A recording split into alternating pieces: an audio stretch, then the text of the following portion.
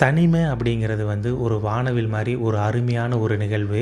லைஃபே ஒரு ட்ராவல் தான். கடைசி வரைக்கும் ஓடிட்டே தான் இருக்கணும். ஃபேமிலி, ஒய்ஃபு, ஃப்ரெண்ட்ஸு, வேலை, ஃப்யூச்சர்னு இப்படி கடைசி வரைக்கும் ஓடிட்டே இருக்கிறோம். சின்னதாக வந்து ஒரு ஃபுல் ஸ்டாப் வைக்கிறோம். அதுதான் வந்து தனிமை. தனிமை அப்படிங்கிறது என்னையும் நானே வந்து ஒரு செல்ஃபு அனலைஸ் பண்ணக்கூடிய ஒரு இடமா தான் பார்க்குறேன். இப்போ நான் வாழ்க்கையில் என்ன பாதையில் போயிட்டுருக்கேன்? சரியான பாதையில் போயிட்டுருக்கேனா? தவறான பாதையில் போயிட்டுருக்கேனா?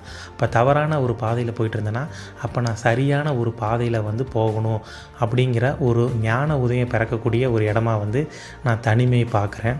தனிமை அப்படிங்கிறது வந்து வானவில் மாதிரி, அதை கொஞ்ச நேரம் தான் நம்ம எடுத்துக்கணும், முழுமையாக வந்து எடுத்துக்கூடாது. ஏமாற்றம், துரோகம், வலிகள் இது எல்லாத்தையுமே பார்த்தாச்சு. இதெல்லாம் போக்கக்கூடிய ஒரு இடமா தான் தனிமை வந்து இருக்குது. அப்பப்போ சின்னதாக வந்து இந்த பைக் ரைடும் பண்ணுங்கள். இது மூலமாக கிடைக்கக்கூடிய ஹாப்பி, ஒரு எனர்ஜி, ஒரு நல்ல எண்ணங்கள் வந்து அடுத்த கட்டமாக நம்ம லைஃப்பை கொண்டு போகக்கூடிய ஒரு இடமா வந்து இருக்கும்.